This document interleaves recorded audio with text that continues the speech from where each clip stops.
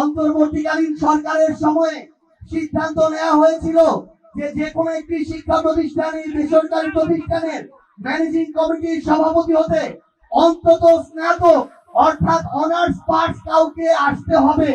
সেটা বাদ দিয়ে বিএনপি যখন এই সিদ্ধান্ত নেয় যে কোনো শিক্ষাগত যোগ্যতা লাগবে না, আমরা মনে করি বিএনপি একইভাবে বাংলাদেশের শিক্ষা প্রতিষ্ঠানগুলোকে দলীয়করণ করে বাংলাদেশের অগ্রগতির মেরুদণ্ড ভেঙে দিতে চাচ্ছে।